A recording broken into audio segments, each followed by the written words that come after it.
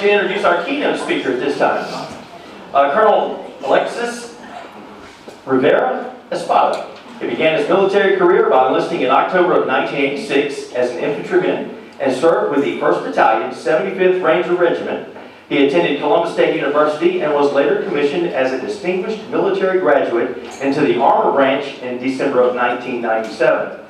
Colonel Rivera's most recent assignment was as the director of the Maneuver Battle Lab, Fort Benning, where he supervised live, virtual, and constructive experimentation in support of the Army's Futures Command, which is AFC. Before becoming the director, he served as the Chief, Heavy Systems Branch Chief of the Maneuver Requirements Division, which is MRD. His most recent command experience was of the 1st Battalion, 35th Armor Regiment, Fort Bliss, from June 2016 to July 2018.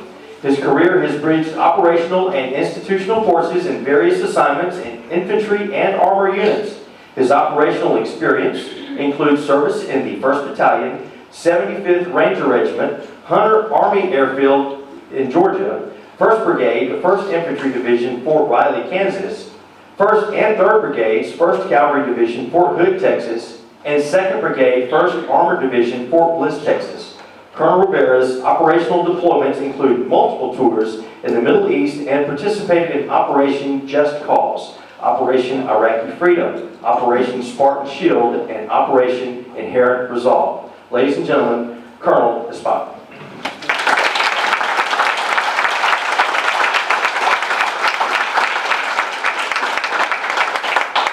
Yeah, thank you, and Dennis, I always appreciate coming back here. And every time I hear that bio, I sometimes wonder what that really means. But just so for everybody in this room, because I said it last time, you probably wonder why would an armor officer lead the infantry? It was a 50-mile road march. That transition came up. Charles was laughing. And then the second part, so I've been asking about what's biscuits in business. I've been making fun of Charles now for, 6 months? And he would never tell me. And the way I would find out about it is I'd be in my staff meeting and I'd always say, hey, where's Charles? And he said, biscuits in business. So then it became a recurring joke that like, hey, where's my biscuit? You know? So it wasn't too long ago where he turned around and he said, hey, you're going to biscuits and business. I got excited. Then he goes, you give him the speech. I'm like, oh, man.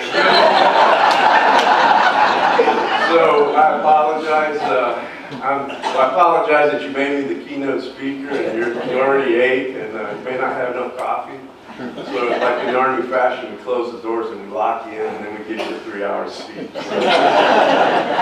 Good luck to you. Okay, hey, but seriously, here's the formal part. So, hey, good morning, Chamber, and really, on behalf of Major General Donahoe, hey, thank you for inviting me today and really giving me this honor to speak. It just really is a tremendous thing, especially for Veterans Day. So my name is Colonel Alexis Rivera Espada. Wonderful, thank you. I appreciate you got the name right. But I take no insult in that because I know it gets to be a little bit of a tongue twister sometimes. But I am the Garrison Commander for Fort Benning. I want to take some time this morning really just to talk a little bit about Veterans Day. You've heard some of those comments, and I think it's a little deeper than just me wearing this uniform.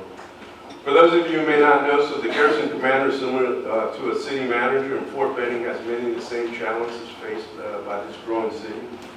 However, we do have an incredible team dedicated to providing the best quality of life for our soldiers, our families, and our civilian employees. Really got a good team. And to be honest, the vibe that I get in this room is the same one that I get over there. So I really enjoy coming over the river and just visiting. And really, you know, that incredible team really allows me to do things that like this, to come here and talk. But you know, tomorrow we celebrate Veterans Day, and we do that by recognizing generations of patriots who have served our nation with honor and distinction. And you know, we've been through a lot together as a nation these last few years, and it hasn't been just me. We've all been through this together. And I have no doubt in this room, as we've heard earlier, that we have veterans that have worn the uniform in service to our nation. So again, I thank you for your service. You know, our all-volunteer Army is a credit to Americans of all races, genders, and creeds, and our shared commitment to defense and love of country bind us together and unifies us. That goes to the heart what it means to me to be an American. You know, the U.S. now has the largest population of young veterans since the Vietnam War. And these men and women are in community, just as you've heard. They work down in the street, they work down the street, they live next door. And right now, you know, our veterans are teachers, they're doctors, they're engineers, they're social workers, community leaders, first responders, elected officials, and much more. They continue to serve by making positive contributions and inspiring coming generations. These contributions are going to be etched in history and will shape the future. And this is a true story. So yesterday I was at lunch, and you know, I was walking by, and you know, there's this elderly woman. She's with her, I believe, her family and friends. And then, you know, she gets up and she says, just like the young lieutenant, you know, say, hey, thank you for your service. You know, so I turned around and said, well, you worked it. And the honest truth was, her friends all started cackling at her and said, well, she ain't worth it. I said, totally took my moment away, but she was proud. So, you know, so in closing, you know, really, I'd like to say that this country still stands for everything we believe in. We might not be right for this moment, but we have the ability to self-correct, and there is no other nation that has that ability. And that's why we serve, so our country can continue to have that chance. That's what we do. So many thanks for the continued partnership with Fort Benning through your Soldier of the Month program, and above all else, your continued support for our veterans. Thank you. I really appreciate it. And thanks for allowing me to come across that river and get away from my office. I'll be dragging Charles back. We'll be working soon. I now know about biscuits and business, so I'll be coming back. Thank you. Join me for some. So, as the young lieutenant was issued a point in the Army and military in general, there's a tradition that's called a challenge point. And the challenge point is given to people that achieve up and above and do things very well and unselfishly. And since you've been here, sir, we've had a chance to really get to know each other. And at no point have you ever said, don't get a hold of me. Call Charles. You said, here's my cell phone, call me directly. And we sure appreciate it. So on behalf of the Chamber, I'd like to offer you a challenge point. And hopefully you can put that in your collection. No, I appreciate it. Thank you so much. You know, I didn't expect to say some more words after giving a speech, but you're all still awake, so I appreciate that. But it really does mean a lot because, you know, Dennis found me. We were at the leadership at CSU. And he was like, hey, we got to get together. And I said the same thing, you know.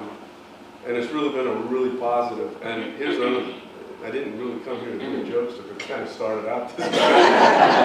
So we were crossing the river, and Charles kind of sheep herds me along. And I said, we crossed over the river, and I said, hey, which chamber are we going to? Are we going to the Alabama side? I got excited. I thought I was going to